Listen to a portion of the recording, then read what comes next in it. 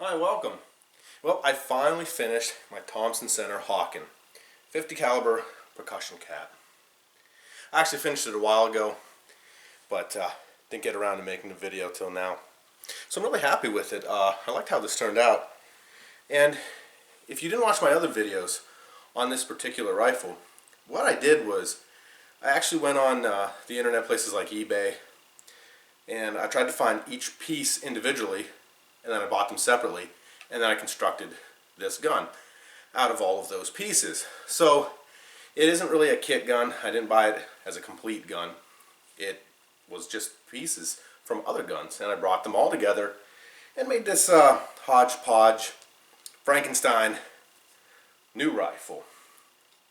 And the reason why I did that was because I wanted to see if I could buy each piece separately, get them for a very cheap price, and then make this gun for a lot cheaper than what it would actually cost whole in a store.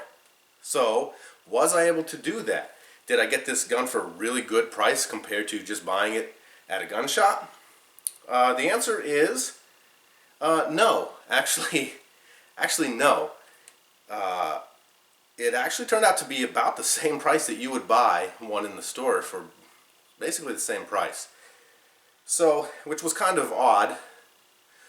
I did think it was going to be less, to be perfectly honest with you, because, you know, some of these pieces I would see and they would be expensive, and I would wait and I would find a really good deal and I'd get the same piece but at a much lower price.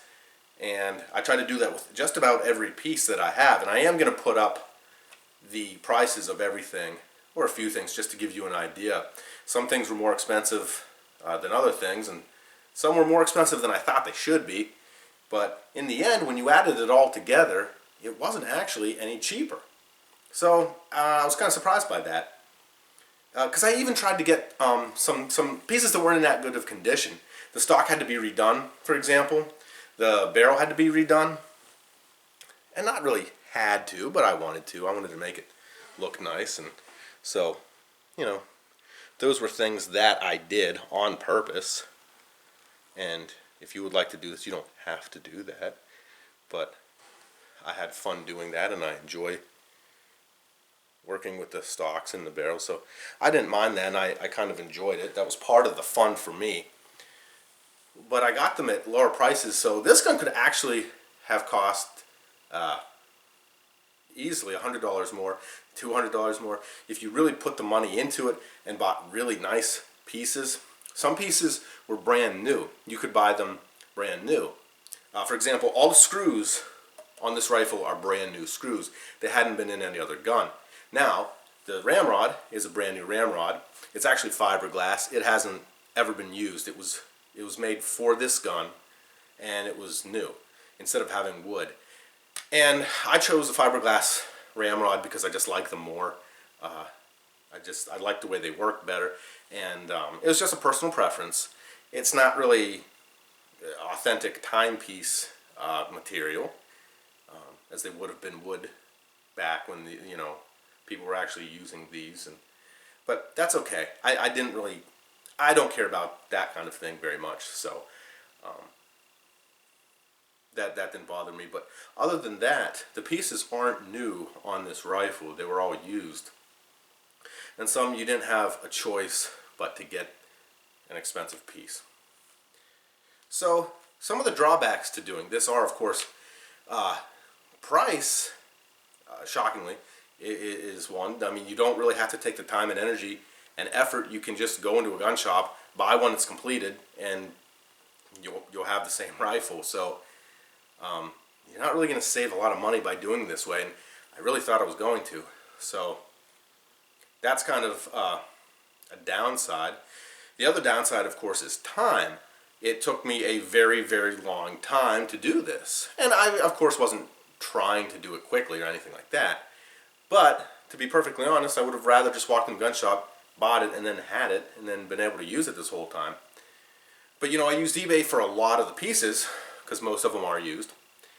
And if you know about eBay, it's like an auction site. So many of the pieces I had to actually bid on and wait for it, and some would take a week or even longer before the bid was over, the auction ended. So I would end up waiting for a lot of these pieces, and it took quite a while to gather every single piece. So as far as time goes, it was a lengthy process, and it's going to be if you want to do one this way. It was kind of fun though, because I got to redo the stock like I said. But if that's something you're not interested in, if that's something you don't want to do, and you look at that as a hassle, then again, that's not a good way to do this, buying it piece by piece. I also ran into trouble with fitting a lot of the pieces. I've noticed that, especially I think with the stock, I believe the stock itself was from a kit gun. I think somebody put one together, maybe even in the 70s. But the job they did, wasn't all that great, to be honest with you. And I think it had been used. You know, there's some nicks and chips, and I was able to fix a few things, but there's still, it's not a perfect stock. And the pieces don't fit perfectly on it. And I think it's because those were the pieces that did not come with the original rifle. And I bet they fit that one a lot better than they fit this one. So that's something I ran into. The trigger guard, of all things, that was the thing I actually struggled the most with. I had to actually heat it up and bend it so it actually fit. And I would have thought it would have just been a universal fit. You just would have put it in and it would have just screwed right in place and it wouldn't have been an issue. But it really was an issue. But overall, I am happy with it. I did have a lot of fun making it. And I can't wait to see how it shoots. And that's going to be in the next video. I'm going to get to a shooting range here. With the coronavirus, I have no idea when that would be exactly. But that's what I plan to do next. And I'll make a video about shooting it for the first time, and we'll see how it does out there. But I really had a lot of fun, and I've always liked the Thompson Center muzzle loaders, but I've also liked the Thompson Center Hawkens especially. Ever since I watched Jeremiah Johnson as a kid, and he wanted that Hawken rifle, and he was so excited when he got it. And then when I learned that they make a reproduction Hawken, I just knew that was something I wanted to have someday. So I'm really glad I did this. So I think overall the really cool thing about this gun, this rifle in particular that I constructed, is that I gave a second lease on life to each piece. You know, they were discarded, they were old, they came from other guns that weren't being used, and I brought them all together, and now they're all going to be used again, and they made this beautiful rifle. And that's just really cool to be able to say. Obviously the time and the money, that's that's not going to be a part of anything to say good about this rifle. But reusing the pieces, I think that's pretty cool.